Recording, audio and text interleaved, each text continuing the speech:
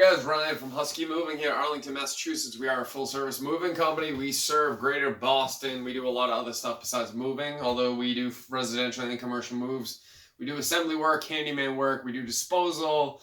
We mount TVs. We mount artwork. We do light plumbing, light yard work. What else do I do? A lot of stuff. It involves the house. I try to get it done. What I want to talk to you guys about is something that happened to me yesterday. I'm part of a group online that discusses business related issues, specifically like service business. And this one gentleman asked the group, he had been hired for a job, and the person asked for a discount. And so he started to negotiate a discount with the customer, which is fine. I mean, what this guy does ultimately has nothing to do with me. It doesn't impact me in any way whatsoever. But one of the things I said to him, just my own opinion, doesn't make it fact. And again, I've only been in business 2 years. I'm not an expert on this by any stretch. I'm actually trying to figure this out as I go. How to value myself, what I should be charging, what I'm worth to the marketplace, blah, blah, blah. I'm not an expert.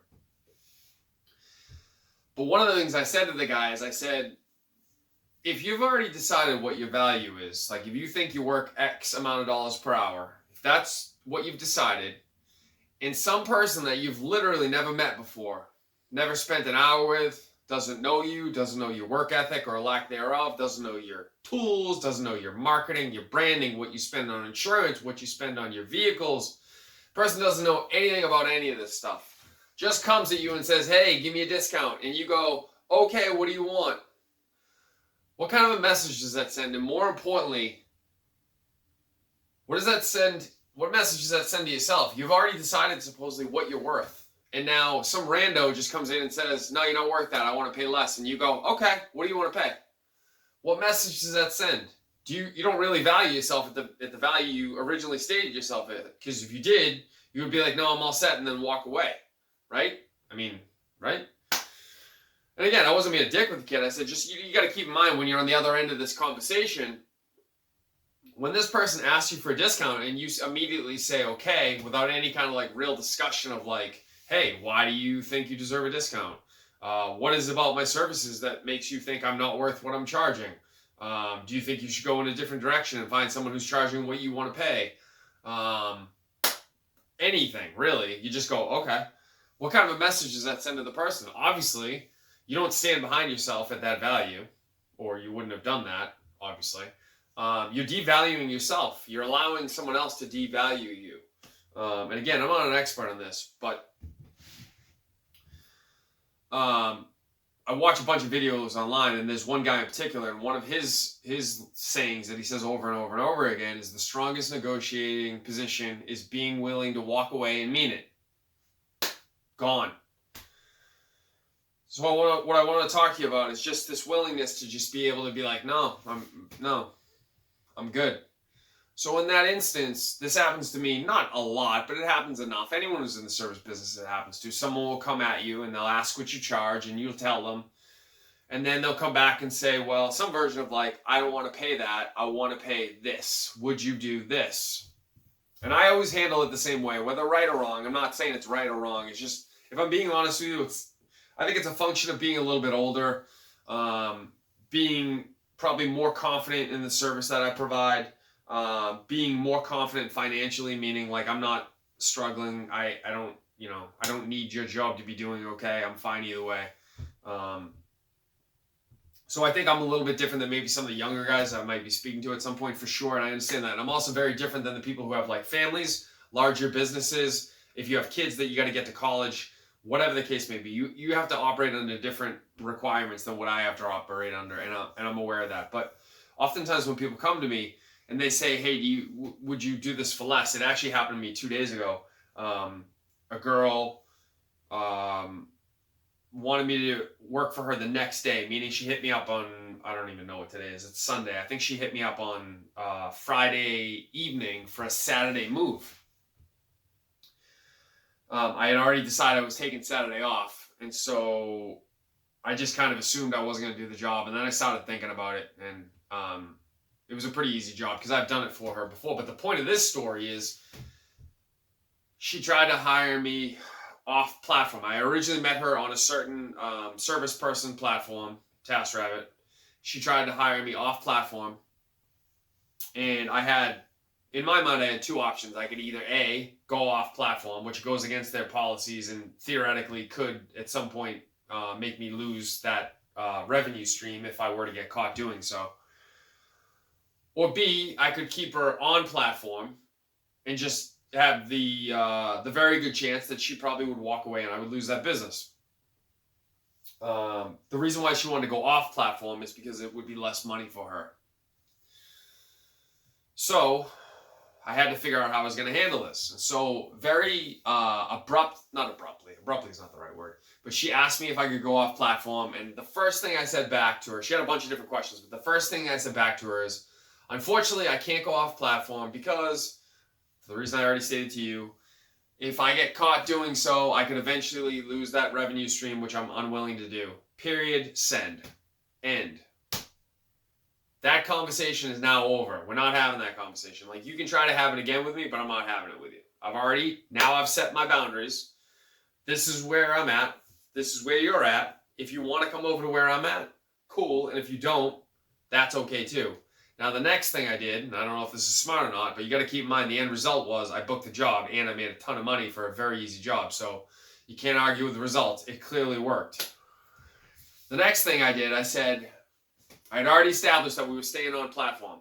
And now my next thing is, rather than try to like pull her in and like beg and plead for the job anyway, I actually do the opposite, which is, hey, I understand you want to save money. I get it. Here's how you could do it. And so I said, you can usually find people on Craigslist. You can find people of lower rates on TaskRabbit. There's another app called Tackle where you can find people. I said, normally I wouldn't suggest going to Craigslist, for example, but for your job in particular, given that everything's already been done, meaning it's already packed into a van, that work has already been done, and all you have to do is unload it, and it was just like 20 boxes. I'm like, dude, you can find some idiot on Craigslist and just pay him like, whatever the lowest rate is. He's literally just lugging boxes up to a fourth floor using an elevator. Like, any moron can do that. So I said, that might be something you want to do because you would save a significant amount of money. That person's going to be way under what I'm going to pay. And so now what I've done is I've established a boundary. B, I've acknowledged the fact that I'm at the higher end of the value spectrum for people she could hire. B, this is maybe the most important part of it, is I didn't apologize for any of it. I just said, hey, this is how I value myself. Take it or leave it. And if you want to leave it, here's how you can leave it. You can go, I'm going to help you find other options. And of course, this happens. I hope you pay attention to this because it happens a lot. What you think is going to happen doesn't happen. You think the person's going to run away and find a better option. More often than not, what happens is exactly what happened with this girl, which was she almost immediately sent me a message back saying, hey, thank you so much for your professionalism and your willingness to provide me with other options, comma, I definitely want to use you.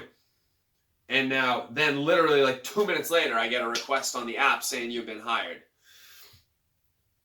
It doesn't always work. Of course, you're going to lose some business doing this. But the reality is I've set my value at where I think I am, right? And it's not up for anyone else other than me and the marketplace to decide what my value is, right? That is inarguable. It's the truest form of commerce is the American marketplace. I set a number and I either get hired ridiculously and make a shitload of money, or I don't get hired and the market has told me I'm at the wrong number. It's that simple. I've set this number.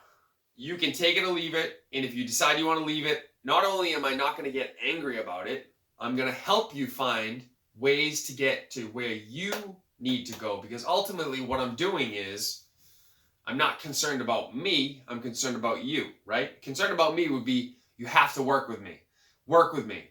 Work with me. Even though you told me you want a lower number, you still should choose me, and here's why, right? That's selfish. The unselfish thing is to go, all right, I understand you want a lower number. Here's how I know that you could potentially do this, right? Because I have a little bit more, what am I trying to say? I have a little bit more experience in all the different options that you could go down. So you go down that road. Good luck to you, right? people tend to, I think, specifically people with money, people tend to really appreciate that because people with money don't always make decisions the same way that people who are scraping by make decisions. They value things more than money. Convenience, someone they can trust, showing up on time, being able to tell them everything they need to be done to feel comfortable and having that person actually do it, which again, all this seems like common sense, but it's not. For a lot of people, it's not. And they value that. So if you guys have decided in your head what you're worth, you need to stick to that number. If you don't stick to that number, you send a very strong message to these people of how you actually value yourself. Because if some rando can come in off the street and hit me a text message and say, hey, I don't value what you value at, will you do less than that? And I immediately go, yeah, I will. Well, what does that really say about me? I don't value myself at that number, right? Of course not. And you need to think this way in all of your lives. And I'm not an expert in this. I'm about to be 46 years old. I think it's taken me 45 years to kind of get to this point where I finally realized that, like, you have to value yourself like this all the time. This willingness to be like, hey, this is what I charge. These are my boundaries. This is what I expect from you in a relationship. This is what I expect from a friend. This is what I expect from my parents. This is what I expect when we go out to eat. And just be willing to say, hey, I am worthy of what I expect. You can either get on board or you can bounce. But I'm going to be fine either way, right? And I think that's the point I was trying to get across to this kid when I was speaking to him yesterday. Lay it out there. This is what I charge. If you want to sign on board, you're going to have an amazing experience. And if you don't, that's cool too, but I'm going to be fine either way. All right? Guys, if you found any value of this, please like and subscribe. And as always, you can get a hold of me using the contact information at the back end of the video. It is info@huskymoving is the email address, and huskymoving.com is our website. Thank you for listening. As always, I hope you found some value.